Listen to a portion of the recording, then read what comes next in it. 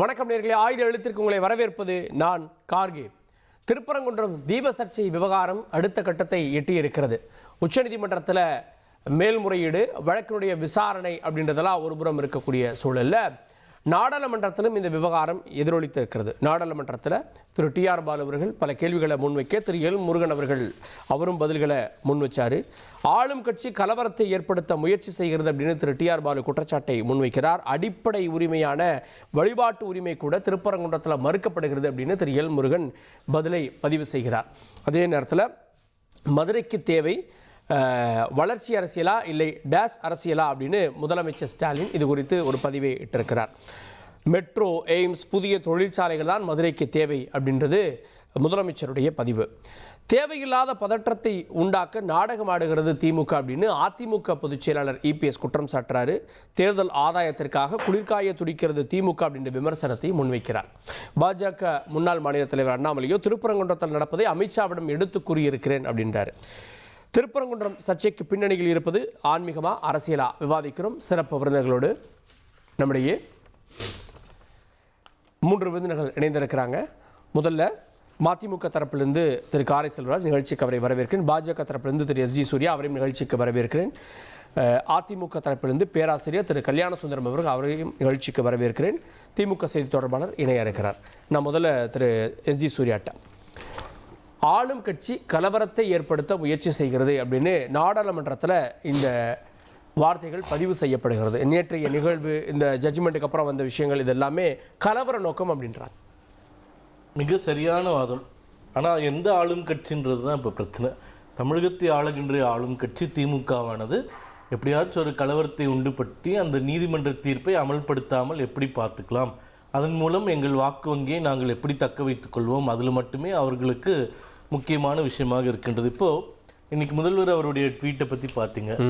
இந்த தமிழக அரசு இவ்வளவு நேர்மை இல்லாமல், இவ்வளவு ஒரு நெஞ்செழுத்தம் இல்லாமல் மறைந்து வேலைகளை செய்வது ஏனென்று தான் புரியவில்லை. முதல்ல கோர்ட்டில் ஹியரிங் நடக்கும்போது ஏஏஜி கிட்ட கேட்குறாங்க, செக்ஷன் 144 எத்தனை மணிக்கு இது நீங்கள் போட்டிங்க மதுரையிலன்னு.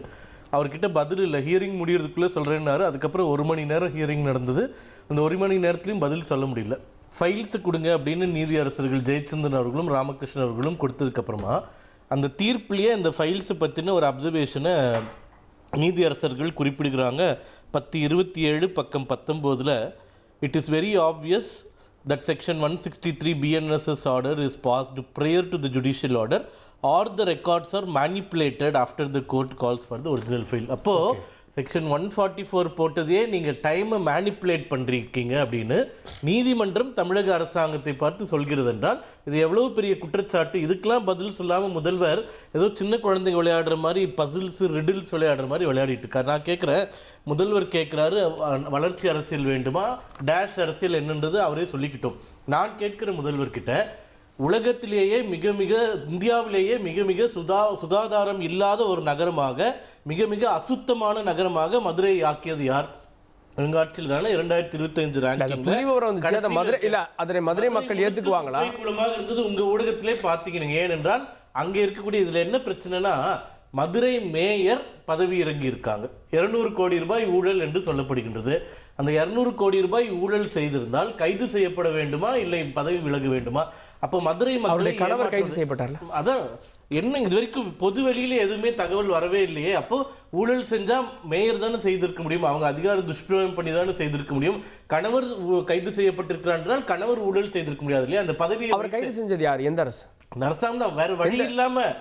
வேற வழி இல்லாம குற்றச்சாட்டுகள் போராட்டங்கள் எங்க பிஜேபி சேர்ந்த முதற்கு தெருவில் உட்கார்ந்ததுக்கு அப்புறம் தான் பதவி விலப்படுகிறார், இவர் கைது செய்யப்படுகிறார். இன்னைக்கு வரைக்கும் எந்த தகவலுமே கிடையாது. இரண்டாவது, இவர் சொன்னார் இல்லையா வளர்ச்சி அரசியல் வேணும்னு. இவங்க தேர்தல் வாக்குறுதியில் மெயின் வாக்குறுதியில் சொல்கிறேன், ப்ராமிஸ் நம்பர் வாக்குறுதி நம்பர் 54 தென் தமிழகத்திற்கென்று மதுரையில் வேளாண் பல்கலைக்கழகம் அமைக்கப்படும். நான் முதல்வர் ஸ்டாலின் கிட்ட கேட்கிறேன், இது வரைக்கும் மதுரையில் ஒரு செங்கலாச்சு இந்த பல்கலைக்கழகத்துக்கு வைத்திருக்கிறீங்களா? மதுரை தூத்துக்குடி இண்டஸ்ட்ரியல் காரிடார் அமைக்கப்படும், வாக்குறுதி எண் 203 நிறைவேற்றவில்லை. மதுரையில் எலிவேட்டட் ஹைவேஸ் அமைக்கப்படும், வாக்குறுதி எண் 432 நடைமுறைப்படுத்தவில்லை. மதுரைக்கென்று அறிவிக்கப்பட்ட கிட்டத்தட்ட 66 வாக்குறுதிகள் தனி டிஸ்ட்ரிக்ட் வாக்குறுதிகள், அதுல ஒரு வாக்குறுதி கூட இன்று வரைக்கும் நிறைவேற்றப்படவில்லை. 66 வாக்குறுதி வேணாலும் உங்க மேனிஃபெஸ்டோவில் வச்சிருந்து நான் இப்ப படிக்கணும்னா படிக்கிறேன். அப்போ நீங்க மதுரை மக்களுக்கு எந்த வாக்குறுதியும் நிறைவேற்றவில்லை. கூடுதலாக கடந்த சட்டமன்ற தேர்தலில் 10ல் 5 இடங்கள் எங்கள் கூட்டணியான அதிமுக கூட்டணி வென்று விட்டதே என்ற ஒரு காரணத்திற்காகவும், கோயம்புத்தூர்ல 10ல் 10மே நாங்கள் ஜெயிச்சிட்டோன்றதுக்காக அந்த மெட்ரோ திட்டத்துக்கு எப்படி தவறான அறிக்கையை கொடுத்து மத்திய அரசை நிராகரிக்க வச்சு அதன் மூலமா அரசியல் குளிர் காயலாண்டு ஒரு மலிவான அரசியலை முதல்வர் ஸ்டாலின் அவர்கள் செய்து கொண்டிருக்கிறார். இவர் இந்த மலிவான அரசியல் இத்தனையை செய்துவிட்டு எங்கள் மீது பழி சுமத்துவது மிக மிக வேடிக்கையாக இருக்கின்றது. இப்போ நாங்கள் கேட்குறது என்ன, நீதிமன்றம் ஒரு தீர்ப்பு கொடுத்திருக்கு, அதை அமல்படுத்துங்கன்னு சொல்கிறோம்.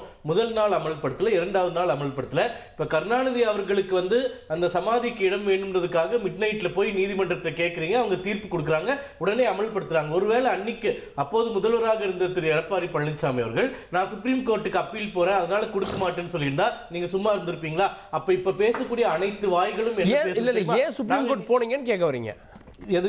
இந்த விவகாரத்தில் ஏன் சுப்ரீம் கோர்ட் போறீங்கன்னு கேட்க வரீங்க. இந்த ஜட்ஜ்மெண்ட்ல எங்களுக்கு உடன்பாடு இல்லைன்றாங்க. இன்னும் திரு டிஆர் பாலு அவர்கள் நாடாளுமன்றத்தில் பதிவு செய்த ஒரு வாதமே நீக்கப்படுகிறது. ஜட்ஜ் பத்தி பேசுறது நீக்கப்படுகிறது. அதான் இவர்களை இல்லங்க, அவங்களுக்கு இந்த ஜட்ஜ்மெண்ட்ல உடன்பாடு இல்லைன்னா மேல போவாங்க. யாருங்க உடன்பாடு இல்லைன்னு சொல்றதுக்கு? கோர்ட் ஜட்ஜ்மெண்ட் சொன்னதுக்கு அப்புறம் உடன்பாடுன்னு கமெண்ட்ரி சொல்றதுக்கு நீங்க இல்ல நீங்க அது சட்டம் கொடுத்திருக்கக்கூடிய வாய்ப்பு தான். அன்னைக்கு அமல்படுத்துறதுக்கு அப்புறமா தான் நீங்க போகணும். அமலே படுத்த மாட்டேன்னு இது போன்ற ஒரு இதற்கு நிச்சயமாக நீதிமன்றத்தில் மிகப்பெரிய குட்டு வாங்க போறாங்க. அதுல எங்களுக்கு மாற்று கருத்து கிடையாது. ஆனா இன்னைக்கு நீங்க இப்ப பண்ணதை நாளைக்கு நாங்க பண்ணலாமா? உங்களுக்கு தேவையான ஒரு ஜட்ஜ்மெண்ட் ஒரு மாநிலத்தில் வருது, நாங்க இந்த மாதிரி அமல்படுத்த மாட்டோம், இந்த மாதிரி விதண்டாவாதம் பண்ணா அப்ப இங்க இருக்கக்கூடிய சட்டங்களுக்கும் அரசியலமைப்பு சட்டத்துக்கும் என்ன மரியாதை? உங்களுக்கு உகந்ததாக இல்லாத ஒரு தீர்ப்பு வந்து விட்டதால் அதை அமல்படுத்த மாட்டேன் என்று இப்படி நீதித்துறையை எதிர்த்து, சிஐஎஸ்எஃப் எதிர்த்து, அனைவரும் எதிர்த்து நீங்க விதண்டாவாதம் பண்ணீங்கன்னா நாளைக்கு இதை விட 10 மடங்கு உங்களுக்கு திருப்பி வரும். அப்ப நீங்க இந்த மாதிரி அக்குயோமியோன்னு கத்துற வேலை வச்சுக்காதீங்கன்றத இப்பவே முன்னாடியே நான் சொல்லிக்கிறேன். கேட்போம். மாநில அரசு தான் விதண்டாவாதம் செய்கிறது, தீர்ப்பை அமல்படுத்த மாட்டேன் என்று இந்த பிரச்சனையை பெரிதாக்குவது மாநில அரசுன்றார். முதல்ல மதிமுகவுடைய நிலைப்பாடை நான் இந்த திருப்பரங்குன்றம் கார்த்திகை தீபம் விளக்கு ஏற்றுகிற இதில் நான் என்னுடைய கருத்தை பதிவு பண்ணிடுறேன். எங்கள் முதன்மைச் செயலாளர் திருச்சி பாராளுமன்ற உறுப்பினர் இன்றைக்கு ஒரு ஒத்திவைப்பு தீர்மானத்துக்கு நோட்டீஸ் கொடுத்துருக்காரு. சமய நல்லிணக்கத்தை, சமூக அமைதியை சீர்குலைக்க இந்துத்துவ சக்திகள் பாஜகவோடு இணைந்து போகிறாங்க. அரசியல் ஆதாயத்திற்காக வன்முறையை தூண்டுகிறது பாஜக என்பது அவர் செய்திருக்கிற பதிவு. இரண்டாவது, எங்கள் அன்பு தலைவர் வைகோ அவர்கள் பதிவு செய்திருப்பது தாந்தோன்றித்தனமாக மனதில் இருக்கும் நஞ்சை, வெறுப்பை விதைக்கும் வகையில் நீதிபதி சுவாமிநாதன் தீர்ப்பை கொடுத்துள்ளார்.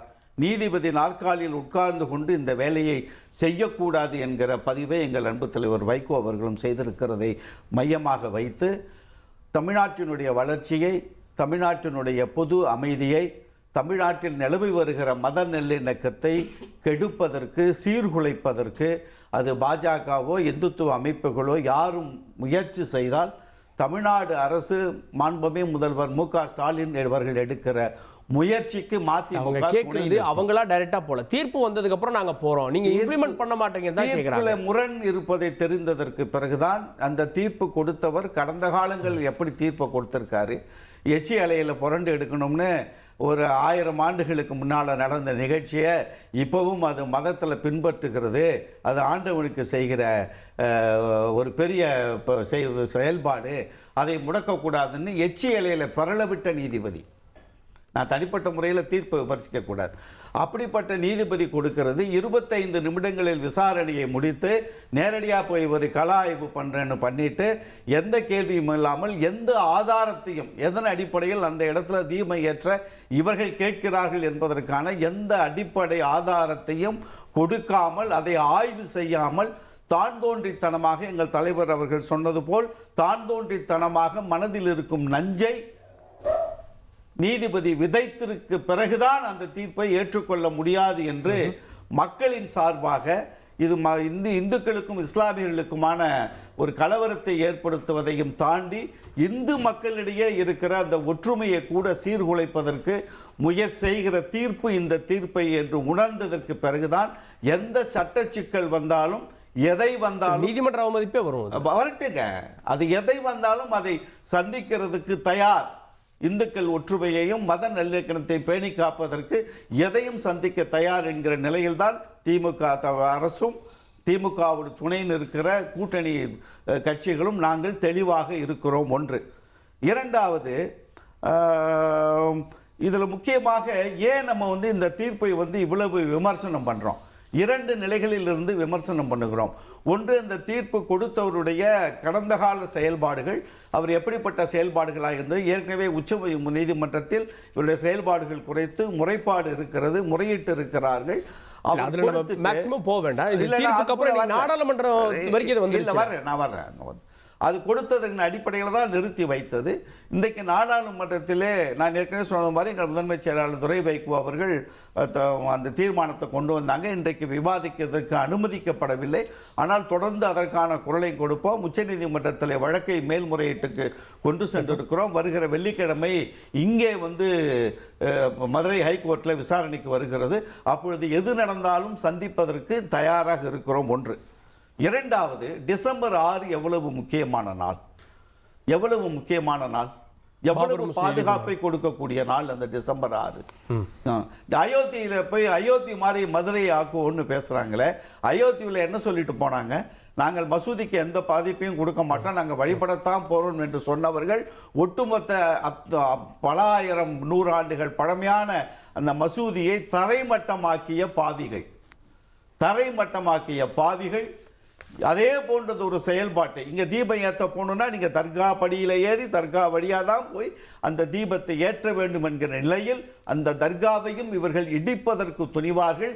அதுதான் பாஜகவினுடைய திட்டம், அதுதான் இந்துத்துவ கும்பலின் திட்டம். அந்த காவல்துறை பாதுகாப்போடு போங்கன்னு சொல்றாங்க. காவல்துறை என்ன காவல்துறை பாதுகாப்புங்க? என்னங்க அயோத்தி காவல்துறை பாதுகாப்பு கொடுக்கலையா நரசிம்மராவ்? அயோத்தியில பாதுகாப்பு கொடுக்கலையா? என்ன இப்ப இடிக்கிறேன்னு நினைச்ச 1000 பேர் உள்ள புகுந்து கடப்பாறை எடுத்துட்டு போனா போலீஸ் 1000 பேர் துப்பாக்கி எடுத்து சுற்றுமா ஒரு ஆன்மீக தளத்துக்குள்ள? முன்னெச்சரிக்கை நடவடிக்கை எடுக்க வேண்டியது ஒரு அரசாங்கத்தினுடைய கடமையா இல்லையா? எதை நோக்கி இவர்கள் பயணிக்கிறார்கள்?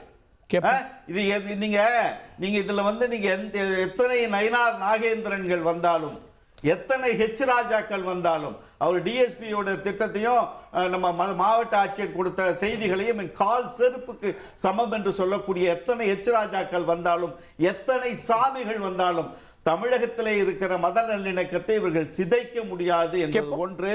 அயோத்தியை போன்று டிசம்பர் 6க்கு முன்பாக மதுரையில் தர்காவை உடைத்து தர்காவை தரைமட்டமாக்கி மதுரையில் ஒரு கலவரத்தை ஏற்படுத்த வேண்டும் என்று பாஜகவும் இந்துத்துவாவும் முயற்சி செய்ததை தமிழ்நாடு அரசு முறியடித்திருக்கிறது. எதையும் சந்திக்க நாங்கள் தயார். ஓகே, திமுக தரப்பிலிருந்து ரொம்ப அதாவது மதக்கலவரத்தை உண்டாக்குற மாதிரி இவர் பேசுறாரு. அயோத்தி மாதிரி இது ஆகும்னு யார் சொன்னாங்க? சொல்ல சொல்லுங்க. நான் சொல்லட்டுமா? 2024 நான் சொல்றேன், வாபஸ் வாங்க. தவறான தகவல் மக்கள் கிட்ட சொல்லக்கூடாது. சொல்றேன். யார் சொன்னாங்க? இன்னைக்கு யார் சொன்னாங்க? திருப்பரங்குன்றம் அயோத்தியா மாதிரி யார் சொன்னாங்க? நான் சொல்றேன். நீங்க சொல்றீங்களா? ஒரே நிமிஷம். அதான் உங்க நோக்கம். இல்ல அவ கேக்குறது அங்க மசூதி இருக்கு, மசூதி வழியா தான் போவோம், அங்க தான் ஏறுவோம்னா அதுல என்ன செய்வாங்க? எச் ராஜா போன்றவர்கள் செய்வார்கள். அயோத்திய செஞ்ச பாவிகள் தானே நாங்க. 92ல தானே நடந்தது. 98ல இருந்து 2004 வரைக்கும் நீங்க எங்களோட கூட்டணியில இருந்தீங்க. எதுக்கு எங்களோட அமைச்சரவையை போட்டீங்க? எதுக்கு தேர்தல்ல போட்டீங்க? அதுக்கு பதில் சொல்லுங்க. பாவிகளோட எதுக்கு தேர்தல் கூட்டணி வச்சீங்க?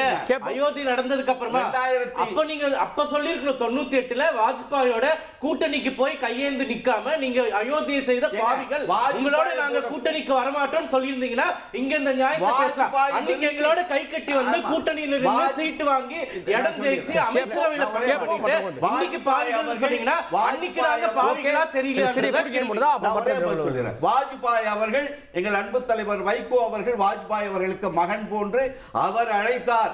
நான் மிதவாத அரசியல் செய்வேன், இது போன்றது ஒரு மதக்கலவரங்களை இந்த மண்ணில் நடைபெற நான் விடமாட்டேன் என்று கொடுத்த உத்தரவாதத்தின் பேரில் பாஜகவோடு இணைந்தோம். அதுதான் உண்மையை தவிர 2014 இருந்து 2025 வரைக்கும் எத்தனை மசூதிகளை இந்த பாஜக இந்துத்துவ அமைப்பு மத்திய பிரதேசம், ராஜஸ்தான், உத்தரப்பிரதேசத்தில் இருக்க புள்ளி விவரத்தை நான் கொடுக்க தயார்.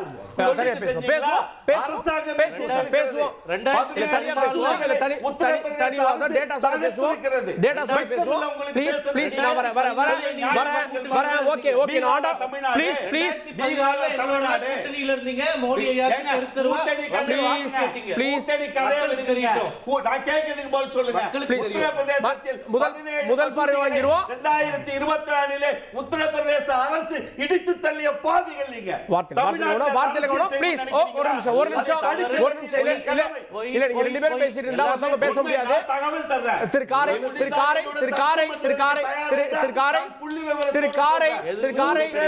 மற்றவங்களும் பேசணும். நான் ஆண்டாள் பிரியதர்ஷினிட்ட வரேன். ஆண்டாள் பிரியதர்ஷினிட்ட மத வழிபாட்டு உரிமையே மறுக்கப்படுது, எங்களுக்கு அங்க பாதிக்கப்படுதுன்னு திரு எல் முருகன் மத்திய இணையமைச்சர் நாடாளுமன்றத்தில் குற்றம் சாட்டம் முன்வைக்கிறார். திருப்பரங்குன்றத்தில் அவர் இன்னைக்கு நாடாளுமன்றத்தில் பேசினதை பார்த்தேன். மத வழிபாட்டு உரிமையை காப்பாற்றி கொடுத்திருக்கிறார் எங்களுடைய தலைவர், நம்முடைய முதல்வர். அதை முதல்ல புரிஞ்சுக்க சொல்லுங்க. நாடாளுமன்றத்தில் சென்று அவர் எல் முருகன் அவர்கள் பேசுகின்ற அந்த வாழ்க்கை முறையையும் வாய்ப்பையும் பெற்றுக் கொடுப்பதே இந்த திராவிட ஆட்சி தான், தமிழ்நாட்டில் இருக்கக்கூடிய ஆட்சி தான். அவருக்கு வாய்ப்பு கொடுத்தது பாஜக அப்படி கொடுக்காது. பாஜக கொடுக்கவே இல்லை. எல் முருகன் நிமிர்ந்து நிற்கிறார், முதுகெலும்போடு நிற்கிறார், நிமிர்ந்து நின்று பேசுகிறார் என்றால் மிக வன்மையான கண்டனங்கள். எல்லாத்துக்கும் ஸ்டிக்கர் ஒற்ற வேலையை இதுல பண்ணக்கூடாது. சமூகத்தில் முதல் அமைச்சரவை கொடுத்ததே நாங்க தான், நீங்க ஒண்ணும் கொடுக்கல. உங்களுக்கு வாய்ப்பு கிடைச்சதுல 18 வருஷம் மத்திய அமைச்சர்கள் ஆகக்கூடிய வாய்ப்பு வந்த போது மகனையும் கேள்வி கேட்டேன். மத்திய அமைச்சர் வாய்ப்பு கொடுத்தது பாஜகன்னு கேட்டேன். அவங்க சொல்றதை கேட்போம். நீங்க முதல் சுற்றுல என்ன நிம்மதியா பேச விடணும், அமைதியா பேச விடணும். வார்த்தைக்கு வார்த்தை வாயாடுறத சூர்யா இப்ப நிறுத்தி ஆகணும். தயவு செய்து அமைதியா இருங்க, நான் பேசி முடிக்கிற வரைக்கும் நீங்க பேசவே வேண்டாம். எனவே நான் திரும்பவும் சொல்றேன், எல் முருகன் அவர்களுக்கு எங்களுடைய திராவிட ஆட்சி, நாங்கள் வந்த பின்புதான் தமிழ்நாட்டில் நாங்கள் அந்த நான் பிராமின் மேனிஃபெஸ்டோ என்ற ஒன்றை உருவாக்கிய பின்புதான் தமிழ்நாட்டில் இந்துக்கள் தலை நிமிர்ந்து நிற்கிறார்கள். அதை யாராலையும் மறுக்க முடியுமா? ஒடுக்கப்பட்ட, பிற்படுத்தப்பட்ட, கல்வியே கற்க முடியாத அல்லது வேலை வாய்ப்பை பெற முடியாத, வருமானமே ஈட்ட முடியாத, அடிமைகளாக இல்லாத ஒரு இனத்தை உருவாக்கி இருக்கிறோம் என்றால் அது திராவிட ஆட்சியால் வந்தது. திராவிட நீதி கட்சி, அதற்கு பின்பு சுயமரியாதை இயக்கம், அப்புறம் திராவிட இல்ல அங்கிருந்து தான் நீங்க ஆரம்பிக்கணும். இன்னைக்கு இப்ப எல் முருகன் அவர்கள் நிமிர்ந்து நின்று பேசுகிறார் என்றால் அதனுடைய துவக்கம் அங்க இருந்தது. நாம எல்லாரும் உட்கார்ந்து பேசுறோம், இடைசாதி இந்துக்கள் எல்லாம் உட்கார்ந்து பேசுறோம்னா இதற்கும் காரணம் அந்த போராட்டம் தானே. அதை யாராலையும் மறுக்க முடியுமா? சரி, இது மத உரிமையை நாங்கள் பெற்றுக் கொடுத்திருக்கிறோம், மத உரிமையை தடுத்திருக்கிறது திமுக அப்படின்னு எல் முருகன் பேசுறாரு. ஒரு கேள்வி இருக்கு. நேற்று அந்த நீதிபதி கொடுத்த தீர்ப்பு என்ன? அன்னைக்கு போய் விளக்கேற்றணும் அப்படிங்கிறது. அது எல்லைக்கல்ங்கிறது என்னதுப்பா? முதல்ல அதை சொல்லுங்களேன் எனக்கு கொஞ்சம். எல்லைக்கல்ல போய் விளக்கேற்றணும் அப்படிங்கிறாரு நீதிபதி. தீபத்தூன்றாங்க, நீங்க சர்வே கல்லுன்னு சொல்றீங்க. ஆமா, எல்லைக்கல்லு தான் அது. தீபத்தூண்ங்கிறது நீங்க வச்சுக்கிற பேரு. அதுக்கு நான் ஒரு வைரத்தூண் கூட பேர் வைக்கலாம், உடனே அது வைரத்தூண் ஆயிடுமா? தீபத்தூண் எங்க இருந்து வந்தது அந்த பேரு? எந்த இலக்கியத்துல இருக்கு? எந்த சான்றுல இருக்கு? எந்த தொல்லியல் ஆராய்ச்சியில இருக்கு? எந்த அந்த என்னது கல்வெட்டு அதுல எதுலயாவது இருக்கா?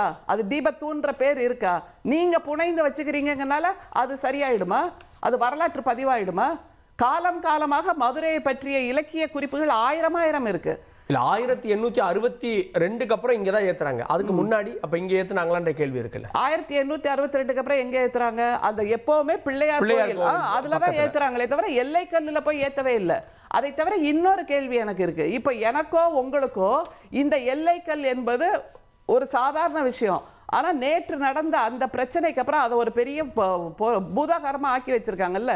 இந்த எல்லைக்கல் என்பது நம்ம வீட்டுல எல்லாம் நம்ம பிளாட் போடுறாங்கன்னு வைங்க, அங்க பாகம் பிரிச்சு 1200 ஸ்கொயர் ஃபீட் 1300 ஸ்கொயர் ஃபீட் கல்லு நட்டு வைக்கிறாங்கல்ல, அவ்வளவுதான் அது. அதற்கு மலை மேல எல்லைக்கல் வச்சிருக்காங்க. ஆமா, ஏன்னா அதுக்கப்புறம் அதுல பாதாளம், அதை தாண்டி போயிடாதீங்க அப்படின்னு சொல்கின்ற ஒரு எச்சரிக்கை கல் அது.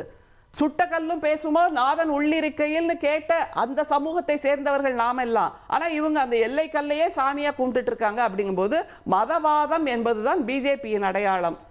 ஆன்மீகம் என்பது அன்பை போதிப்பது. அதை நேற்று நம்முடைய முதல்வர் செய்து முடித்திருக்கிறார். அரசின் கடமை தீர்ப்பை மதிப்பது. தீர்ப்பை ஏன் மதிக்கலன்னு கேக்குறாங்க. தீர்ப்பை மதிப்பது அரசின் கடமை. அப்ப சபரிமலை தீர்ப்பை மட்டும் ஏன் பிஜேபி காரர்கள் எதிர்த்தார்கள்? அதற்கு ஒரு பதில் சொல்லுங்களேன். அப்ப பெண்களுக்கு அங்கே சென்று வழிபடக்கூடிய உரிமை வேணும்னு அவங்க தீர்ப்பு கொடுத்தாங்கல்ல, அப்ப எதுக்கு அதை மறுத்தாங்க? அதற்கு எதிராக ஏன் போராடினாங்க? அதை தவிர இந்த தீர்ப்பை மதிக்க வேண்டும் அப்படின்னு சொல்றீங்கல்ல, இந்த தீர்ப்புக்கு மேல்முறையீடு செய்கின்ற ஒரு வாய்ப்பும் நம்ம சட்டத்தில் இருக்கா இல்லையா? அப்ப இது not the final, this is not the one and only verdict. இவர் ஒரு தெய்வம் இல்லை, இவர் முருகன் சொல்லிக் கொடுத்த தீர்ப்பும் இல்லை. அதை தவிர அங்கே போய் விளக்கேற்றணும்னு சொன்ன அந்த நபர் யார்? அவர் ஞானியா, சித்தரா, அல்லது ஆன்மீகத்தில் ஈடுபட்டு இருப்பவரா? ஒரு காவி உடை அணிந்திருப்பதால் மட்டுமே அவர் ஆன்மீகவாதி என்றால் இதை போன்ற போலி ஆன்மீகவாதிகளை நாங்கள் 1000 சொல்ல முடியும். அந்த நோக்கத்தை தாண்டி இல்ல, அவர் ஒரு தனி நபர். இருக்குன்னு ஜட்ஜே நேரடியா அது ஒரு அந்த ஜட்ஜ்மெண்ட்டை தான் நான் கேள்வி கேட்கிறேன். அவர் ஒரு தனி நபர்ப்பா.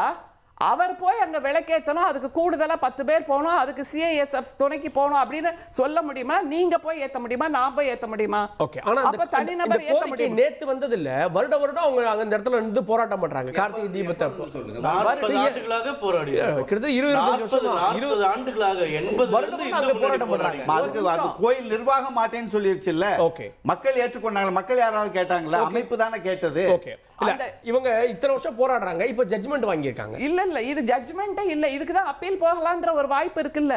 அப்ப அங்கே அது மாறக்கூடும். அதுக்கு என்ன பதில் சொல்ல போறீங்க? இவர் சொல்றது தான் ஃபைனல் அப்படிங்கிற நிலையே கிடையாது.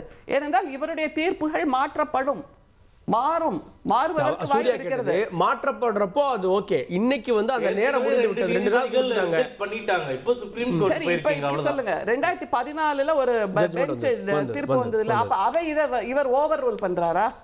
அப்படிப்பட்ட ஒரு உரிமையை இவருக்கு யார் கொடுத்திருப்பா? அப்படிப்பட்ட தகுதி வாய்ந்தவரா இவர்? இவருக்கு தொல்லியல் தெரியுமா, இலக்கியம் தெரியுமா, தமிழ் இலக்கியம் தெரியுமா, மதுரையின் வரலாறு தெரியுமா, அல்லது ஆன்மீகம் தெரியுமா, ஆகமம் தெரியுமா? என்ன தெரியும் இந்த நீதிபதிக்கு? இப்படி ஒரு தீர்ப்பு தனி நபரை எப்படி போய் விளக்கேற்ற சொல்ல முடியும்? ஒரு கோயில்ல அப்படி பண்ணிட முடியுமா? நீங்களும் நானும் கோயில் போறோம், எனக்கு இந்த இடத்துல அங்க வேண்டாம்பா, நான் வாசல்ல விளக்கேற்ற. அந்த பிரேயர் அப்படின்றது இந்து சமய அறநிலையத்துறை நடவடிக்கை எடுக்கல அப்படின்னு போறாரு. நடவடிக்கை எடுத்திருந்தா இது வந்திருக்காதுல்ல. நடவடிக்கையே எடுக்கணும். ஒரு தீர்ப்பை அள்ளி தெரித்த அவசர கோலமாக ஒருத்தர் கொடுக்கிறார் அப்படிங்கிறப்போ அந்த தீர்ப்பு என்பது எப்போதுமே பீஸ் அண்ட் டிராங்குலிட்டி, அதற்கு அங்கே துணை புரிய வேண்டும். அதை தவிர அங்கே உள்ள மக்களின் நம்பிக்கையை குலைப்பதாக ஒரு தீர்ப்பு இருந்ததுன்னா அதை அப்படி ஒரு 5 நிமிஷத்துக்குள்ள தீர்ப்பை உருவாக்கிட முடியுமா? அதுக்கு எப்படி டிராமா பண்ணினார் பாருங்க. ப்ரீ ஃபேப்ரிகேட்டடா தான் ஒரு தீர்ப்பை எழுதி வச்சுக்கிட்டு இங்க அவரே பார்க்கிறார், அவரே முடிவு பண்றார். இவர் யாரு? அதை தான் நான் கேட்கிறேன். இவருக்கு என்ன தகுதி இருக்கு? நீதிபதிங்கிறது நீதிபதி அவர் அந்த மாதிரி வல்லுநர்களை சந்திச்சு அவர்களுடைய நோட்ஸ் ஏதாவது வாங்கினாரா? அவர்களுடைய குறிப்பை வாங்கினாரா? அதை கேளுங்க. கருணாநிதி அவர்களுக்கு சமாதிக்கு இடம் கொடுக்கலான்னு ஒரு நீதிபதி தீர்ப்பு கொடுத்தாரு இல்லையா? அவருக்கு இருக்கக்கூடிய அனைத்து தகுதிகளும் இந்த நீதிபதிக்கு. இரண்டாவது, திமுக மாவட்ட செயலாளராக பாண்டியன் ஹைகோர்ட் ஜட்ஜாய், சுப்ரீம் கோர்ட் ஜட்ஜாய் தீர்ப்பெல்லாம் கொடுத்தாரு இல்லையா? அவரோட அதிகமான தகுதி இவருக்கு இருக்குன்றது மக்களுக்கும் தெரியும், எங்களுக்கும் தெரியும். இவங்களுக்கு பிடிக்கலன்னா நீதிபதி எப்படி குறை சொல்றது? அவரை தூக்கி வச்சு கொண்டாடியது, இவ்வளவுதான் இவங்க எண்ணம். நீதிபதியை விமர்சிக்க வேண்டாம்னு கிடையாது. எங்களுக்கு யார் மீதும் தனிநபர் விரோதம் கிடையாது. அதை முதல்ல புரிஞ்சுக்கோங்க. நீதிபதியை விமர்சிக்க வேண்டாம்னு நீதிபதியை விமர்சிக்கல, நீதியை தான், அந்த வேர்டிக்ட தான் நான் கேள்வி கேட்கிறேன். என்ன தகுதியின் அடிப்படையில் இந்த நீதி கொடுக்கப்பட்டிருக்கிறது? அதற்கான என்ன ஆதாரம் இருக்கு? அந்த அந்த நிலக்கல் அந்த இடத்துல தீபம் ஏத்தணுங்கிறதுக்கான ஆதாரத்தை கூட மனுதாரர் கொடுக்கவே இல்லை. அதை தவிர இன்னொரு விஷயம், கையேந்தி நீங்கள் கூட்டணியில் இருந்தீர்கள்னு சூர்யா சொன்னாரு. அப்படி நாங்கள் இருந்த போதுதான் எங்களுடைய முத்தமிழறிஞர் கலைஞரின் வல்லமையால் வாஜ்பாய் என்ன சொன்னாரு? நான் இந்துத்துவாவை பற்றி பேசவே மாட்டேன், ராமர் கோயிலை பற்றி பேசவே மாட்டேன், குடியுரிமை பற்றி பேசவே மாட்டேன். அப்படிலாம் நான் சொல்லல. அப்படித்தான் common minimum agenda அந்த காமன் வச்சாங்க. மினிமம் அஜெண்டால அது இது நீங்க மூணு தான் சொல்லி இல்ல, முக்கியம். எல்லா கட்சியும் இது சொன்னதுனால மூணு தான் போட்டோம். முக்கியம். காமன் எல்லா மினிமம் கட்சியும் இல்ல, அப்போ கேட்டாங்க ஒத்துக்கிட்டீங்கல்ல, போட்டோம். எல்லா கட்சியும் சேர்ந்தாலும் காமன் அப்ப மினிமம் ராமர் கோயில் அஜெண்டால கட்ட இது மூணு முடிஞ்சதா? தான் சரி, முக்கியம். 370 இன்னைக்கு கோயில் common minimum முடிஞ்சதா? agenda அப்பா, போட்டா RSS ஒரு தூய்மை நிமிஷம், ஆயிடுவா? ஒரு நிமிஷம். இன்னைக்கு நாங்க common minimum agenda சரி, போட்டா கேட்போம். RSS விரிவா இல்ல, பேசுவோம். நான் நீங்க சொல்றேன். ஏற்க ஆரம்பிச்சிட்டீங்க. நான் சொல்லிடுறேன். இல்ல, திரு கல்யாண சுந்தரம் அந்த காமன் மினிமம் அஜெண்டாவை ஒத்துக்கொண்டு வாஜ்பாய் தன்னுடைய ஆட்சியை சரி, கேட்போம். காப்பாற்றினால் போதும் என்று வாய்ப்பத்தி உட்கார்ந்திருந்தார் அப்படின்னு நான் சொல்லலாம்ல. சரி, கேட்போம், அப்ப கேட்போம். அது எங்களுடைய கலைஞரின் வெற்றி தானே. சரி, கேட்போம். அது விரிவா அது வந்து- இப்போ சொல்லுங்க. திரு கல்யாண சுந்தரம் அவர்கள்ட்ட தமிழக அரசுக்கு ஆதரவாக இருக்க வேண்டிய யூபிஎஸ் இந்துத்துவாவுக்கு ஆதரவாக செயல்படுகிறார் அப்படின்ற குற்றச்சாட்டை திரு ரகுபதி சட்டத்துறை அமைச்சர் வைக்கிறார். எப்படி பார்க்குறீங்க? அமைச்சர் ரகுபதி வைக்கிறார். ஆமாங்க, அது அமைச்சர் ரகுபதி அவர்களினுடைய கருத்து எனக்கு உண்மையிலே வியப்பாக இருந்தது. இதில் யாருக்கு ஆதரவாக இருப்பது என்பதல்ல, நாம் மக்களுக்கு ஆதரவாக நிற்க வேண்டும். தமிழ்நாடு அமைதி பூங்காவாக தொடருவதற்கு நாம் ஆன முயற்சிகளை செய்ய வேண்டும். அதற்காக நாம் நிற்க வேண்டும் என்பதுதான் எதிர்க்கட்சி தலைவருடைய பார்வை, எங்கள் கட்சியினுடைய பார்வை. இந்த பிரச்சனையை பொறுத்த வரைக்கும் இதை ஒரு தேவையில்லாத செயற்கையான ஒரு கலவரத்தை உருவாக்குவதற்கு தமிழ்நாடு அரசு தொடர்ந்து முயற்சிக்கிறது என்பதுதான் எங்கள் தரப்பு குற்றச்சாட்டு. அதைத்தான் நாங்கள் வெளிப்படையாக சொல்றோம். இப்போ இங்க பேசும்போது கூட அண்ணன் காரை செல்வராஜ் அவர்களோ மரியாதைக்குரிய அக்கா அவர்களோ அவங்க பேசுனதுல எனக்கு ஒன்றும் வியப்பில்லை. அவங்க திமுக காரரா மதிமுக காரரா, அவங்க என்ன கருத்து வேணாலும் சொல்லலாம். ஒரு நீதிபதி பத்தி அவங்க என்ன வேணாலும் கேட்கலாம். அவருக்கு என்ன தகுதி இருக்கிறது, அவருக்கு கலாச்சாரம் தெரியுமா, இலக்கியம் தெரியுமா, ஒரு கட்சிக்காரராக அவர்கள் என்ன வேண்டுமானாலும் கேட்டுவிட்டு போகலாம். அதையுடைய சீக்ரெட்ஸ் அவங்க ஃபேஸ் பண்ணலாம். ஆனா ஒரு அரசு அப்படி கேட்கக்கூடாது. ஒரு அரசாங்கம் அப்படி கேட்பதற்கு அந்த அரசாங்கம் ஏற்றுக்கொண்டிருக்கிறது. ஒரு நீதிபதி என்பவர் ஒரு தீர்ப்பு கொடுக்கிறார் என்றால் அந்த தீர்ப்பை அமுல்படுத்துகிற இடத்துல இருக்கிற அரசாங்கம் நீதிபதியினுடைய தகுதியை கேள்வி கேட்கக்கூடாது. இதைத்தான் நீதிமன்றம் என்ன சொல்லுதுன்னா, தமிழ்நாடு அரசுக்கு ஒரு உள்நோக்கம் இருக்கிறது என்கிற சொல்லை பயன்படுத்துகிறார்கள். எவ்வளவு ஒரு வலிமையான சொல் அந்த சொல்ல பாருங்க. எதற்காக இந்த வேலையை செய்து ஸ்டாலின் அரசாங்கம்? இப்ப நான் கேட்கிற அக்கா அவர்கள் சபரிமலையை குறிப்பிட்டு சொன்னாங்க. அண்ணன் பேசுகிற போது சில உதாரணங்கள் எல்லாம் சொன்னாங்க. இப்படி பல தீர்ப்புகள் வருகிற போது மக்களினுடைய உணர்வுகள் மதிக்கப்பட வேண்டும் என்பதில் யாருக்கும் மாற்று கருத்தில்லை. ஆனால் இந்த தீர்ப்பில், இந்த தீபம் ஏற்றுங்கள் என்று நீதிபதி கொடுத்த தீர்ப்பில் எதிர்த்து கேட்டவர்கள் யார்? யாராவது எதிர்த்து சண்டை போட்டார்களா? யாராவது எதிர்த்து போராட்டம் செய்தார்களா? யாராவது இதை செய்யக்கூடாது என்று சொன்னார்களா? எதுவுமே இல்லை. நீதிபதி தீர்ப்பு கொடுத்திருக்கிறார். தீர்ப்பை அமுல்படுத்த வேண்டிய இடத்தில், நடைமுறைப்படுத்த வேண்டிய இடத்தில் அரசு இருக்கிறது. எந்த எதிர்ப்பும் இல்லை என்கிற போது இதுல எதற்காக தேவையில்லாமல் இஸ்லாமிய சகோதரர்களை கொண்டு போய் முடிச்சு போட ஆதரிச்சு கொண்டாடினவங்க யாரு இப்ப இவங்க அப்படின்ற கேள்வி கேக்குறாங்க. பொதுமக்கள் கொண்டாடினாங்களா இல்ல அங்க இருந்தவங்க கொண்டாடினாங்களா, பாஜகவினர் கொண்டாடினாங்களான்னு கேக்குறாங்க. சார், தீர்ப்பை ஆதரிச்சு தீர்ப்பு அந்த வழக்கு போட்டவர் ஒருத்தர் ஒத்துக்கிட்டா போதும். வழக்கு ஒருத்தர் போட்டிருக்காரு, புரியுதுங்களா? ஆதரிச்சு கொண்டாட வேண்டியதில்லை. ஒரு அரசு என்ன சொல்லலாம், இந்த தீர்ப்பை எதிர்த்து மக்கள் திரண்டார்கள், இந்த தீர்ப்பை மக்கள் எதிர்த்தார்கள், எனவே மக்களின் உணர்வுகளுக்கு மதிப்பளித்து நான் அவசரமா இதை நடைமுறைப்படுத்த முடியலன்னு சொன்னா ஒரு நியாயம் இருக்கு. ஆனா மக்கள் உணர்வுகள் பாதிக்கப்பட்ட இடத்துல நீதிமன்றம் தீர்ப்பு கொடுத்துருச்சுன்னு சொல்லி குடியிருப்புகளில் இருந்த மக்களை, அவங்களுடைய வீடுகளை இடித்து வெளியே தள்ளினீர்கள். அன்றைக்கு கேட்டபோது இதே ஸ்டாலின் அரசாங்கம் என்ன சொன்னது? நீதிபதி தீர்ப்பு கொடுத்து விட்டார். இதோ சுகாதார பணியாளர்கள் போராட்டம் நடத்திய போது நீதிபதி தீர்ப்பு கொடுத்தார். நீதிமன்ற தீர்ப்பு கொடுத்துருச்சு, நாங்க என்ன பண்றதுன்னு சொல்லி அவ்வளவு வேகமாக அப்புறப்படுத்தினீர்கள். ஆசிரியர்கள் போராட்டம் நடத்தினார்கள். ஆசிரியர்கள் போராட்டம் நடத்துகிற போது குழந்தைகளோடு இருந்த ஆசிரியர்களை குண்டு கட்டாக தூக்கி கொண்டு போய் நீங்கள் சிறைப்படுத்தினீர்கள். கேட்டபோது நீதிபதி கொடுத்து விட்டார், நீதிமன்றம் தீர்ப்பு கொடுத்து விட்டது என்று. இன்றைக்கு நீதிமன்றம் தீர்ப்பு கொடுக்கிற போது அந்த தீர்ப்பை எந்தவித பிரச்சனையும் இல்லாமல், நாட்டில் இவ்வளவு கழகமே இதுல தேவையில்லை, எதுக்கு இதை பேசிட்டு இருக்கிறோம்னே தெரியல, ஒண்ணுமே இல்லாத பிரச்சனை. அவர்களுக்கு தர்கா இஸ்லாமிய சகோதரர்களுக்கு இருக்கிறது, அவர்கள் தர்காவில் அவர்கள் இருக்கிறார்கள். இங்கே இவங்களுக்கு கோயில் இருக்கிறது, இவங்க கோயில் நடைமுறை இவங்க பின்பற்றாங்க. இந்த ரெண்டுக்கும் இடையில பிரச்சனை செய்ய வேண்டும் என்று திமுக வலிய விரும்புகிறது என்பதுதான் எங்கள் குற்றச்சாட்டு. கலவரத்தை ஏற்படுத்த அரசு நினைக்கிறது இப்படி ஒரு அப்படின்னு கலவரத்தை குற்றச்சாட்டை தூண்ட முன்வைக்கிறீங்க. திமுக முயற்சிக்கிறது. நேரடியாக குற்றச்சாட்டுகிறேன். கலவரத்தை திமுக தூண்ட முயற்சி பண்ணுது அப்படின்னா, அப்படி ஒரு கலவரம் ஏற்பட்டா அதனுடைய ரிஃப்ளெக்ஷன் ஆளும் அரசு மேல, சட்டம் ஒழுங்கு மேல கேள்வி வரும். அத அரசே, அந்த கேள்வி அரசு நோக்கி தானே இருக்கும். அப்ப அவங்களே கலவரத்தை ஏற்படுத்துவாங்களா? சரி, இப்ப அதுதான் கலவரம் ஏற்பட்டா நீங்க என்ன சொல்லுவீங்க? சட்டம் ஒழுங்கு சரியில்லை, முதலமைச்சர் பதவி விலகணும்னு சொல்லுவீங்க. அதான் எனக்கு புரிஞ்சிருச்சு. சட்டம் ஒழுங்கு பிரச்சனையை, சட்டத்தை ஒழுங்கை காப்பாற்ற வேண்டிய திமுக அதில் ஏற்கனவே கோட்டை விட்டு இருக்கிறது. பல முறை நாங்கள் சுட்டிக்காட்டி கொண்டு தான் இருக்கிறோம். இப்பொழுதை பொறுத்த வரைக்கும் இஸ்லாமிய மக்களுக்கும் கிறிஸ்தவ மக்களுக்கும், இந்த நாட்டில் இருக்கிற மத வழி சிறுபான்மை மக்களுக்கு ஒரு அச்சத்தை உருவாக்குகிற வேலை என்னைக்கும் திமுக செய்யுது. நாங்க இருந்தா தான் நீங்க இருக்க முடியும், எங்களுக்கு ஓட்டு போட்டா தான் நீங்க வாழ முடியும். இது ஒரு பிளாக்மெயில். இந்த பிளாக்மெயிலை வெளிப்படையாக இன்றைக்கு இந்த அரசாங்கம் செய்து கொண்டிருக்கிறது என்பதுதான் நீங்கள் குற்றச்சாட்டு. சார் ஒண்ணுமே இல்லை சார் பிரச்சனை இதுல. மேடம் அக்கா பேசும்போது சொல்றாங்க அது எல்லைகள், அதுக்கு எப்படி நீங்க தீபம், அது எல்லைக்கல்லாக இருக்கட்டும், அது தீபம் ஏற்றுகிற இடமாக இருக்கட்டும், அதையெல்லாம் நீங்கள் உங்களுடைய அரசு வழக்கறிஞர் வாதத்தில் வைத்தார் தானே நீதிமன்றத்தில். அதையெல்லாம் கேட்டுட்டு தானே நீதிபதி தீர்ப்பு கொடுக்கிறார். உங்களுக்கு அந்த தீர்ப்பிலே மாறுபாடு இருக்கிறது. நீங்கள் என்ன செய்ய வேண்டும்? ஒரு அரசாங்கம், நீங்க அரசமைப்பு சட்டத்தின் மீது கை வைத்து சத்தியம் செய்துவிட்டு அரசவைக்கு வந்திருக்கிறீர்கள். அந்த ஞாபகமா இருக்குதா? நீங்க என்ன செய்யணும்? அந்த தீர்ப்பை அன்றைக்கு அமுல்படுத்தி விட்டு நீங்கள் அடுத்த நாள் மேல்முறையீட்டுக்கு போக யாரும் உங்களை வேண்டாங்கிறா? ஒரு நாள் தீபம் ஏற்றுவதனால் என்ன ஆயிரும்? என்ன பெரிய பிரச்சனை வெடிச்சு பிரளயம் நடந்துருமா தமிழ்நாட்டில்? கேட்போம். அப்ப இதை பிரச்சனை ஆக்க வேண்டும் என்கிற இந்த முயற்சி யாருடைய முயற்சி? திரு ஸ்டாலின் அவர்களுடைய முயற்சி. நான் மீண்டும் சொல்ல, அதே போல திரு முதலமைச்சர் அவர்களுடைய அந்த ட்வீட் ரொம்ப மோசமான ஒரு ட்வீட். அவர் என்ன சொல்ல வர்றாரு அதுல? அது என்ன டேஷ் அரசியல்? ஒரு பக்குவப்பட்ட ஒரு தலைவர், ஒரு தரமான தலைவர்களுடைய பதிவு மாதிரி அந்த பதிவு இருக்கா உங்களுக்கு? இவ்வளவு பிரச்சனைகள் நடந்து கொண்டு இருக்கிற போது சார், நான் இன்னொரு விஷயத்தையும் சொல்றேன். இந்த சென்னையிலே இப்ப இந்த மழை பெஞ்சது, இந்த ஒரு புயல் வந்துட்டு போச்சு, அதனால் ஏற்பட்ட பாதிப்பு. அதே மாதிரி 2 நாளைக்கு முன்னாடி அரசு வழக்கறிஞரை தெருவில் வச்சு வெட்டியிருக்கான். நேத்து ஒரு காவல்துறை அதிகாரியின் கணவர் வெட்டப்பட்டிருக்கிறார். இன்றைக்கு ஒரு காவல்துறை அதிகாரியை சாலையில் வைத்து வெட்டப்பட்டிருக்கிறார். தொடர்ச்சியாக சட்டம் ஒழுங்கு கெட்டுக் கொண்டிருக்கிறது. இதை எதையுமே மக்கள் பார்க்க கூடாது. மக்கள் பார்வையிலிருந்து இதை திசை திருப்புவதற்கு திட்டமிட்டு இப்படி ஒரு வேலையை திமுக செய்கிறது. நான் சொல்லுகிறேன், வரலாற்று பழியை சுமப்பீர்கள். இது நீங்க மக்களிடம் இருக்கிற இந்த நல்ல உறவை குழைத்து இந்து முஸ்லீம் இடையே ஒரு கலவரத்தை தூண்டுவதற்கு திமுக முயற்சிக்கும் என்று சொன்னால் வரலாற்று பழியை நீங்கள் சுமப்பீர்கள். அதற்கான வேலையை செய்கிறீர்கள். இந்த அரசியல் இங்கே வேண்டாம், தமிழ்நாட்டில் ஈடுபடாது. ஓகே.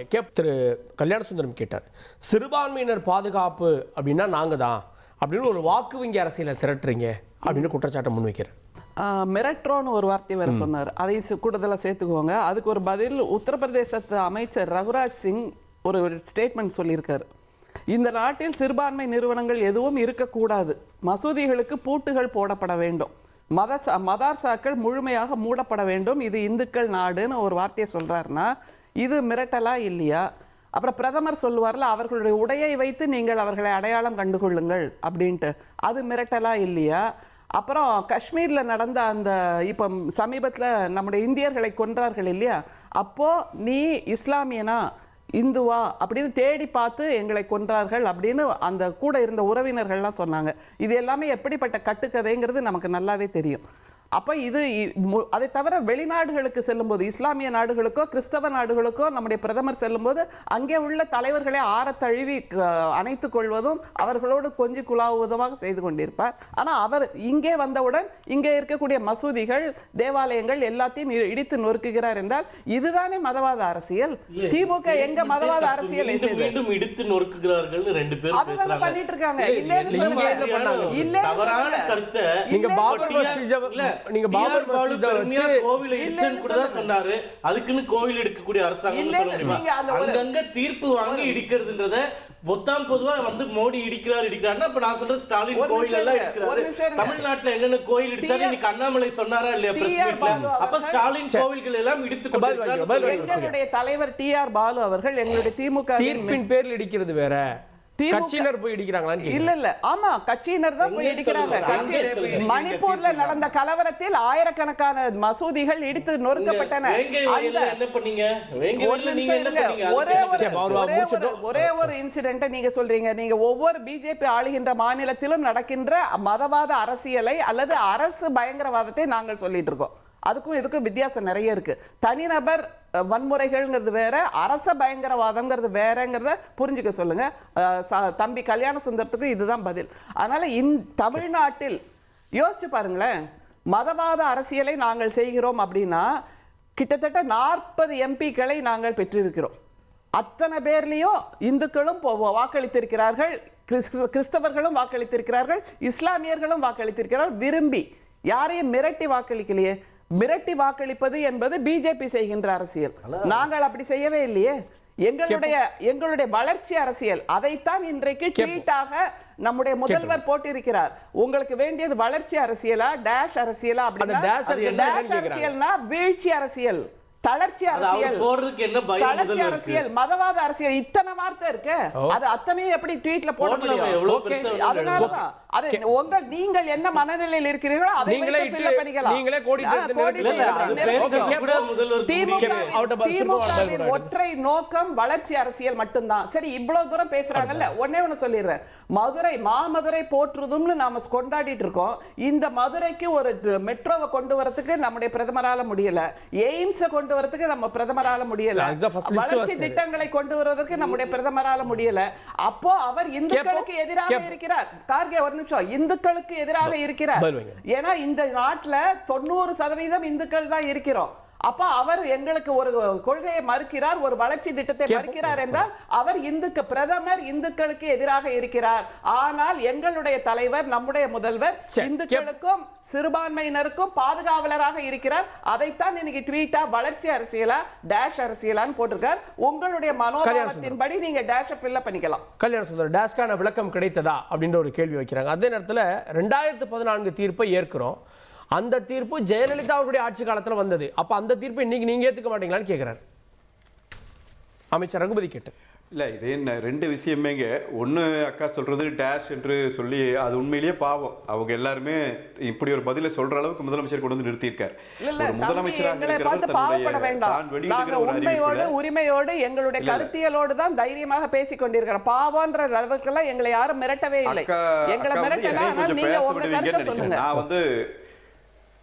நான் அரங்கத்தில் இல்லை, நான் என்னை கொஞ்சம் பேச விடுங்க. நீங்க பேசும்போது நான் உங்களை குறுக்கிடல. அது உண்மையிலேயே முதலமைச்சரை பொறுத்த வரைக்கும் அந்த இடத்துல என்ன போடுறதுன்னு தெரியாம அதை எழுதி வச்சிருக்கிறார். அது ஒரு தரமில்லாத ஒரு பதிவாக நாங்கள் பார்க்கிறோம். அதுதான் எங்களுடைய கருத்து. இவர்கள் என்ன வேண்டுமானாலும் அதுக்கு முட்டு கொடுத்து கொண்டிருக்கலாம். எனவே அது ஒண்ணு. ரெண்டாவது, 2014 தீர்ப்பை குறித்து எருமை மாடுகளை பிடித்துக் கொண்டு ஓடுவார்கள். ரத்ன பண்டாரின் சாவி தமிழ்நாட்டில் திருடப்பட்டு விட்டது. இதெல்லாம் நாகரிகமான ட்வீட்டா, நாகரிகமான பேச்சா?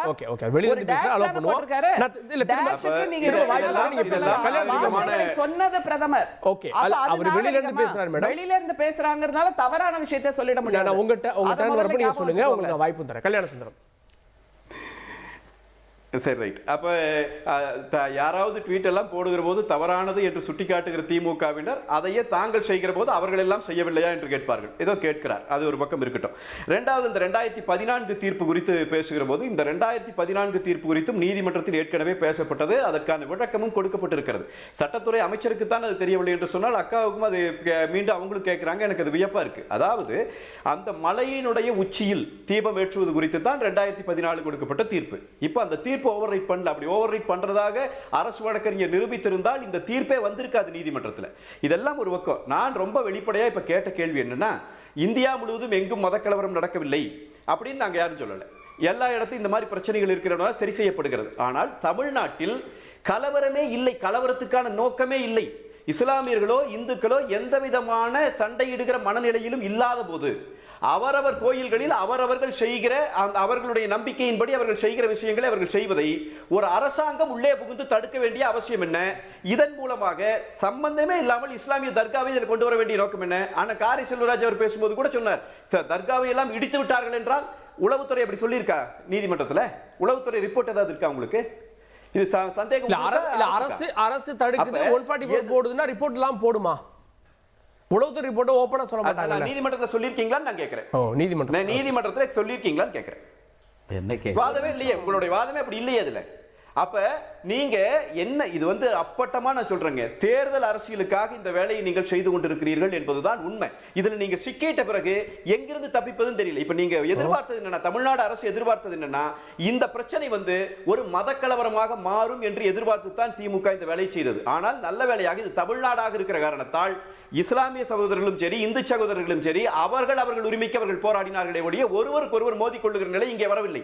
இது திமுகவுக்கு பெருத்த ஏமாற்றத்தை கொடுத்திருக்கிறது. அதனால் தான் இவர்கள் இந்த அளவுக்கு புலம்பிக் கொண்டே இருக்கிறார்கள். இது என்ன முதல்ல பிரச்சனை? ஏன் நீங்க நீதிமன்ற தீர்ப்பை ஒரு அரசு ஏன் அமுல்படுத்தலைங்கிற கேள்வி கேட்கிறோம்ல.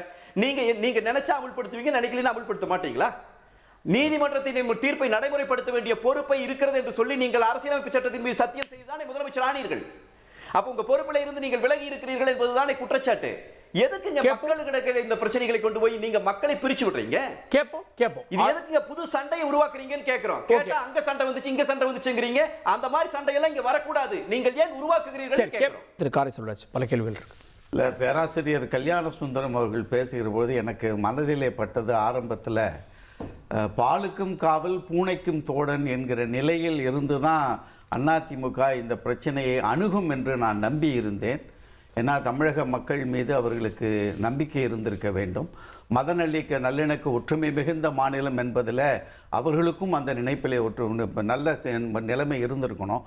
அதெல்லாம் பற்றி கடைசியாக பாஜக இந்துத்துவா செய்த செயல்பாடுகளில் அவர்கள் நினைத்ததை செய்ய முடியாமல் இந்த அரசு தடுத்து விட்டதே என்கிற கவலையோடு தான் அவர் பேசுறாரு. அந்த நோக்கம் அரசுக்கு இருந்தது இல்லை, அரசுக்கு அந்த நோக்கம் இவருக்கு இருக்கிறது. அது ஒரு நடந்துராதா, ஒரு கலவரம் வந்துராதா, அதை வைத்து தேர்தல் அரசியலில் லாபம் பெறலாமா என்று அதிமுக நினைப்பதாகத்தான் அவர் பேசுனதை நான் எடுத்துக்கிறேன். அதுக்கு நான் காரணத்தை சொல்கிறேன். தீர்ப்பு கொடுத்த உடனே இவர் என்ன ஐடியா கொடுக்குறாரு, போய் விளக்கு ஏற்றிடணுமா, மேல்முறையீட்டுக்கு போகணுமா? அப்போ இது எப்படி? அதாவது நீதிமன்றங்களுக்கு நீதிபதிகளுக்கு கொடுத்திருப்பது ஒரு வழக்கறிஞர், அவருக்கு தெரியும் நான் ஒரு வழக்கறிஞர் இல்லை, இருந்தாலும் constitutionally required to be independent. இதுதான் ஒரு நீதி அரசுடைய நிலைமை. 3 நிலைகள் இருந்துதான் ஒரு நீதிபதி செயல்பட முடியும். ஒன்று லா, ரெண்டாவது எவிடன்ஸ், மூணாவது கான்ஸ்டிடியூஷனல் பிரின்சிபல்ஸ். இதை மீறி நடக்கிற நீதிபதிகள் அவர்கள் தீர்ப்பின் மூலமாகவே நாம் அறிந்து கொள்ள முடியும்.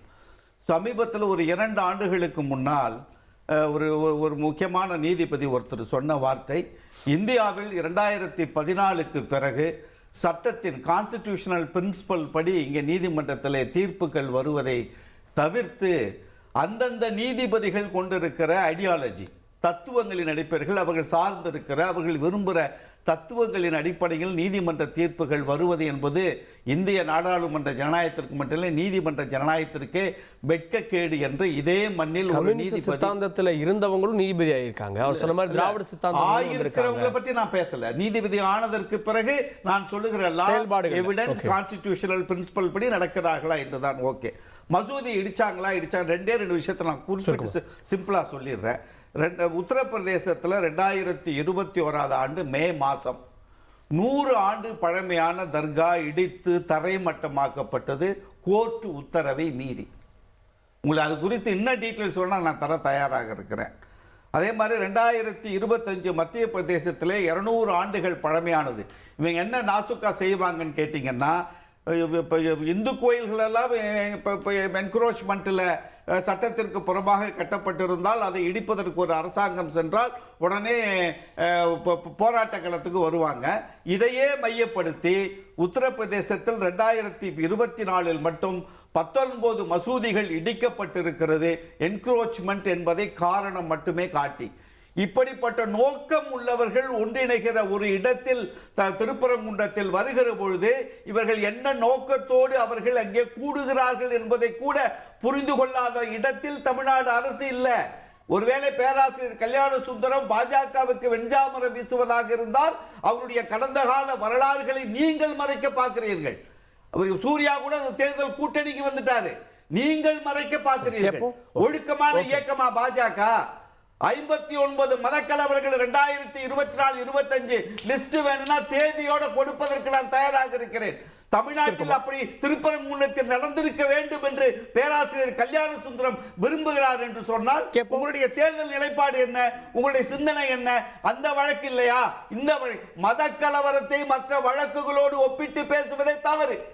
ஆசிரியர்கள் ஒரே நிமிஷம், ஆசிரியர்களுக்கு எதிரான நிலைப்பாடு இதெல்லாம் விட்டுருங்க. ஒரே குறிப்பா சொல்லிடுறேங்க, பாஜக அரசாங்கத்தினுடைய பில்கிஸ் பானு கேஸ்ல வழக்கு போகுது உச்ச நீதிமன்றத்தில்.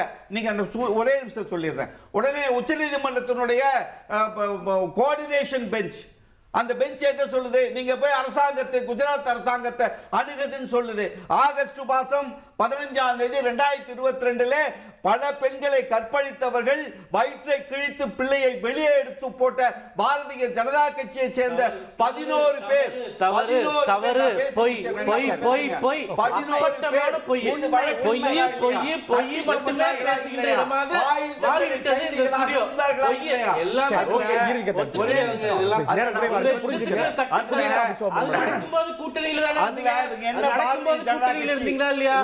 நடக்கும்போது கூட்டணியில இருந்தீங்களா இல்லையா? இல்ல இல்ல நடக்கும்போது கூட்டணியில இருந்தீங்களா இல்லையா?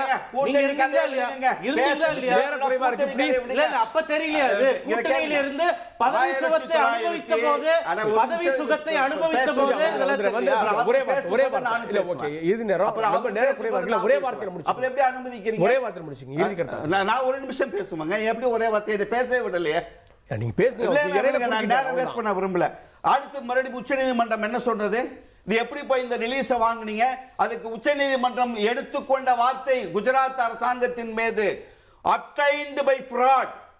அந்த 11 பேரை விடுவித்ததே வெளியில வந்தோம்னா மாலை போட்டு இவர்கள் எல்லாம் பிராமணர்கள் பார்ப்பனர்கள், இவர்கள் அது போன்ற குற்றத்தை செய்ய மாட்டார்கள் என்று ஸ்வீட்டு கொடுத்து வரவேற்றது பாஜகவுடைய அங்க இருக்கிற முன்னணி தலைவர்கள். அப்போ உச்சநீதிமன்றம் சொன்னது பை சப்ரசிங் மெட்டீரியல் ஃபேக்டை முன்வைத்து ஃப்ராட் தப்பாக இந்த 11 பேரை விடுதலை பண்ணாங்க. அப்ப குஜராத் அரசாங்கம் பயன்படுத்திய எதை தெரியுமா? 1992 ஆண்டு குஜராத் அரசாங்கம் போட்ட அந்த சிறை கைதிகளை சிறை கைதிகளை விடுவிப்பதற்கு போட்ட கவர்மெண்ட் ஆர்டரை வச்சு.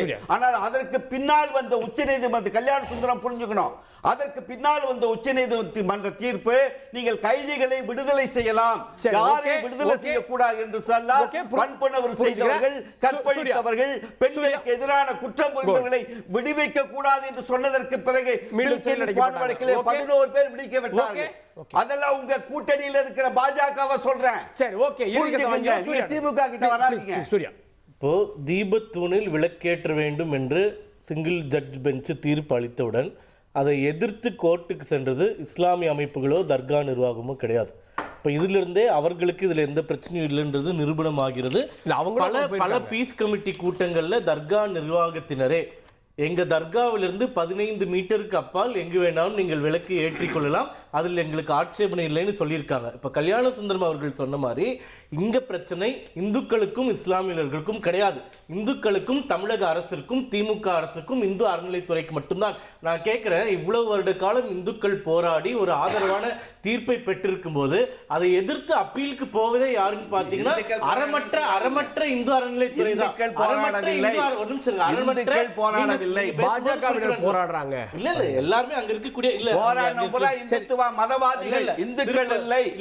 இவங்க திருப்பரங்குன்றத்துக்கு போயிருக்காங்களேன்னு தெரியாது. திருப்பரங்குன்றம் கிராம சபை நிறைவேற்றி இருக்கக்கூடிய தீர்மானம், அதனுடைய நகல் அங்க இருக்கக்கூடியவங்க என்ன விருப்பப்படுறாங்கன்னு இவங்களுக்கு எல்லாம் தெரியாது. நாங்க அங்க போயிருந்தோம், அங்க இருந்து பேசியிருக்கோம். அங்க இருக்கக்கூடியவர்கள் எல்லாம் மோட்ச தீபம் ஏற்றக்கூடிய இடத்துல தான் கடந்த பல ஆண்டுகளாக இந்த விளக்கு ஏற்றப்படுகின்றது. அந்த உச்சிப்பிள்ளையார் கோயில் கிட்ட எங்களுக்கு தீபத்தூண்ல தான் விளக்கு வேணும்ன்றது அங்க இருக்கக்கூடிய கோரிக்கையாக இருக்கின்றது.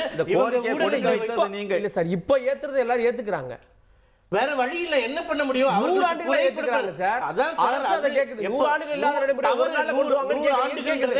பண்றவங்க நாங்க இவங்க சொல்றது அத்தனையுமே பொய்யை மட்டுமே மூலதனமாக வைத்துக் கொண்டிருக்கிறதா திராவிட இயக்கங்களுடைய வரலாறு. உண்மை என்னைக்குமே அவங்க பேசுறதா வரலாறு இல்ல, பொய்ய சொல்லி பொய் வரலாறு எழுதி ஆட்சிக்கு வந்தவங்க அதே பொய்யினால வீழ போறாங்கன்றதை குறிச்சு வச்சுக்கோங்க. பொய்யிலே பிறந்து பொய்யிலே வளர்ந்த புலவர் பெருமானே அப்படின்னா அது பிஜேபி தான் சேரும் அப்படிங்கறத புரிஞ்சுக்கோங்க. ஒரு வரலாற்று சிறப்பு மிக்க ஒரு தீர்ப்பை இந்த நீதிபதி கொடுத்திருக்கிறார்னே வச்சுக்கோங்க. ஒரு 78 மணி நேரத்துக்குள்ள ஒரு தீர்ப்பை அப்படி கொடுத்துட முடியுமா? வரலாற்று சிறப்பு மிக்க ஒரு தீர்ப்பு. டிசம்பர் 1ஆம் தேதி இவர் மனுவை கொடுக்கிறார். அப்ப அதுக்கு கொஞ்சம் அமைதியா இருங்க, கொஞ்சம்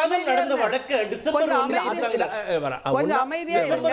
தீர்ப்பு வந்தது இப்படிதாங்க போய் நவம்பர் 4ஆம் தேதி போடப்பட்ட விசாரணைக்கு வந்த வழக்கு 78 மணி நேரத்துல ஒரு அமைதியா இருக்க சொல்லுங்க. 1ஆம் தேதி அவங்க ஃபேக்ஸ் அனுப்பினதா தகவல் சொல்றாங்க, 3ஆம் தேதி விளக்கேத்தணும், அதனால நீங்க ஏற்பாடுகளை பண்ணுங்க. சரி, நவம்பர்லயே அவர் மனுவை கொடுத்திருக்காருன்னு வச்சுக்கோங்க.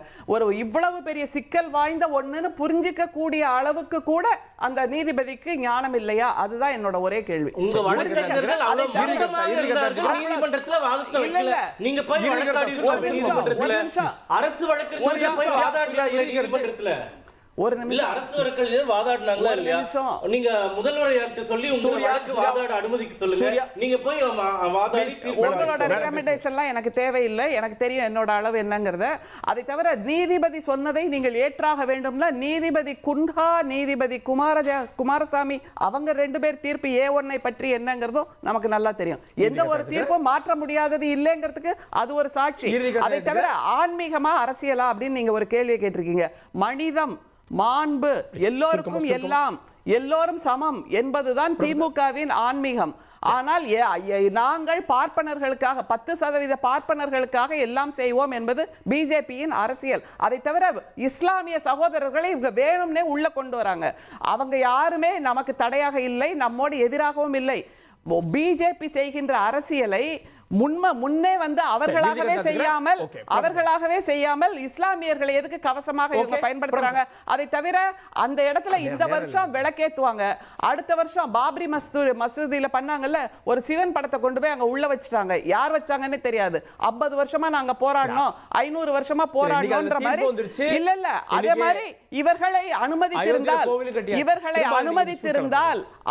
அந்த இடத்துல அந்த மசூதியில கூட ஒரு சிவன் படத்தை முருகன் படத்தையோ உள்ள வச்சிருப்பாங்க.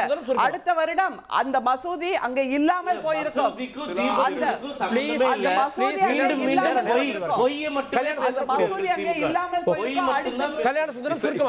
இஸ்லாமியர்களுக்கு இதுல எந்த பங்கும் இல்லை.